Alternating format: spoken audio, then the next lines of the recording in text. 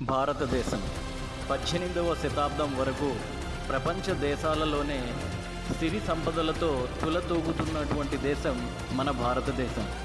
అలాంటి భారతదేశానికి వ్యాపార నిమిత్తం వచ్చినటువంటి ఆంగ్లేయులు క్రమక్రమంగా భారతదేశాన్ని తమ కబంధ హస్తాలలో బంధించి భారతీయులను బానిసలుగా మార్చి భారతదేశాన్ని ఎలా దోచుకున్నారో తెలియజేయడమే ఈ యొక్క నాటిక ముఖ్య ఉద్దేశం.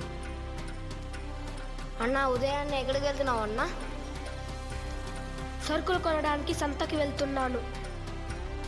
నేను అక్కడికే వెళ్తున్నాను, రా అన్న, కలిసి వెళ్దాం.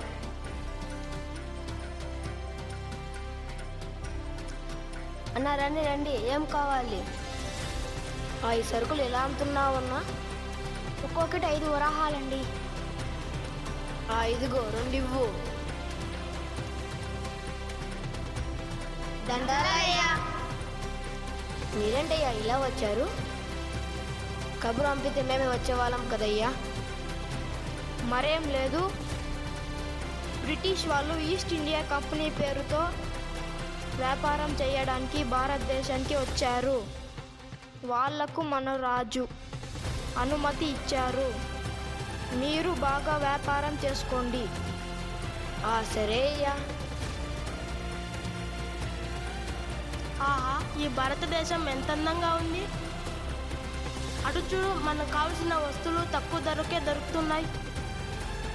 నిజమే, ఈ వస్తువులను తక్కువ ధరకి తీసుకువెళ్ళి మన ఫ్యాక్టరీలో తయారు చేసి ఎక్కువ లాభానికి వీళ్ళకి అమ్ముదాం. దండాలయ్యా. ఆహా, ఏం మర్యాద, ఏం మర్యాద. ఇది ఎలా అమ్ముతున్నారు? దీని వెల ఎంత? ఒక్క మూట 5 వరహాలండి. ఓ అలాగా, ఇదిగో తీసుకోండి. ఇదిగో ఇలా రంబు. చెప్పండి అయ్యా. ఇదిగో చిన్న బహుమతి ఇస్తున్నాను. అబ్బబ్బా, వీళ్ళు ఎంత మంచి వాళ్ళు, మనకు బహుమతులు కూడా ఇస్తున్నారు. వీళ్ళని చూస్తుంటే నాకేదో అనుమానంగా ఉందే. నీకు అన్ని అనుమానాలు, వాళ్ళు చూడు, డబ్బులతో పాటు బహుమతులు కూడా ఇస్తున్నారు.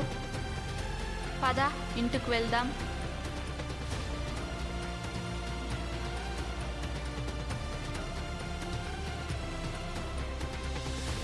నా అనుమానమే నిజమైంది. వాళ్ళు చూడు, మనకు పోటీగా అమ్ముతున్నారు.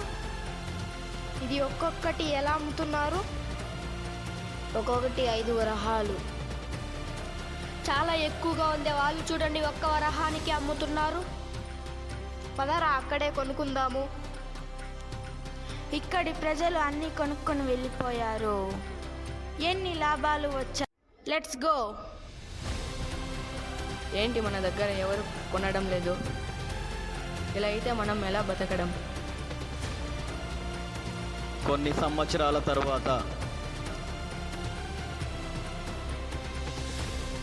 రేపటి నుంచి ఈ దేశం మాది. మాకు మీరందరూ ట్యాక్స్ కట్టాలి. మేము చెప్పినట్లే మీరు వినాలి.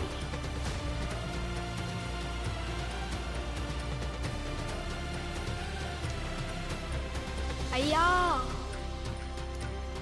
అయ్యా, వ్యాపారం జరగడం లేదు, పంటలు పండడం లేదు. పన్ను ఎలా కట్టాలయ్యా? No, rule is rule. Collect tax. అయ్యా అయ్యా, వద్దయ్యా, మా సరుకులు తీసుకువెళ్ళదండి అయ్యా. అయ్యా అయ్యా, మా సరుకులు మాకు ఇచ్చేయండి అయ్యా. You bloody idiot, మమ్మల్ని టచ్ చేస్తావా?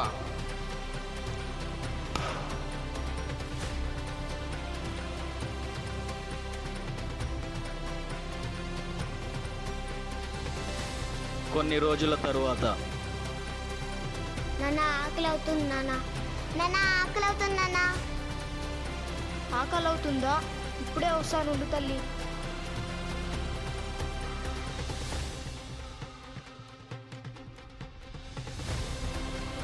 ఇదిగో నాన్న, తినండి. ఎవరు లోపల? అయ్యా చెప్పండి అయ్యా. ఇంటి పన్ను కట్టాలి, హౌస్ ట్యాక్స్. అయ్యా తినడానికి తిండే లేదు, పన్ను ఎలా తెచ్చి కట్టాలయ్యా? పన్ను కట్టలేని వాడికి అన్నం ఎందుకు? పద, మా దగ్గర కూలి పని చేస్తూ. అయ్యా పిల్లలతో ఎవరు లేదయ్యా. నాన్న, నాన్న నాన్న మా నాన్నని వదలండి.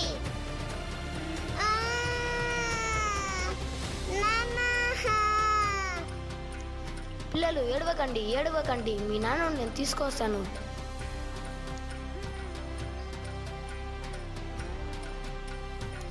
ఏరా తెల్ల కుక్క, వ్యాపారానికి మా దేశానికి వచ్చి మమ్మల్ని పన్ను కట్టమంటావా? అన్నా మన్నెందొర అల్లూరిని చుట్టుముట్టి మంది మార్బల మెట్టి మరఫి రంగులెక్కు పెట్టి 100 గుళ్ళు ఒక్కసారి పేల్చితే వందే మాతరం వందే మాతరం వందే మాతరం అన్నది ఆకాశం. ఉన్న ఒక్క నీడ కూడా పోయింది. ఈ బ్రిటిష్ వారి నుండి మమ్మల్ని ఎవరు కాపాడుతారు? ఎందుకురా బాధపడుతున్నావు? మన ప్రజలను కాపాడడానికి గాంధీజీ వస్తున్నారంట. మా ప్రజలను ఏకం చేసి వాళ్ళని అహింసా మార్గంలో నడిపించి మిమ్మల్ని ఈ దేశం నుంచే వెళ్ళగొడతాను. వందే మాతరం వందే మాతరం వందే మాతరం. ఏంటి ఈ ప్రజలు ఇలా తిరుగుబాటు చేస్తున్నారు? ఇకపైన ఈ దేశంలో మనం ఉండలేము. పదండి మన దేశానికి వెళ్ళిపోదాం. Let's go. గాంధీజీ కలలు గన్న స్వరాజ్యం సాధించే సమరంలో అమర జ్యోతులై వెలిగే ధృవతారల కన్నది ఈ దేశం. చరితార్థుల కన్నది నా భారతదేశం, నా దేశం. భారతదేశానికి, భారత ప్రజలకు బానిస సంకెళ్ల నుంచి విడిపించి భారతదేశ స్వాతంత్రం కోసం వారి ప్రాణాలను సైతం లెక్క చేయక ఆంగ్లేయులతో పోరాడిన ప్రతి స్వాతంత్ర సమరయోధులకు ఈ స్వాతంత్ర దినోత్సవ సందర్భంగా వందనం, పాదాభివందనం.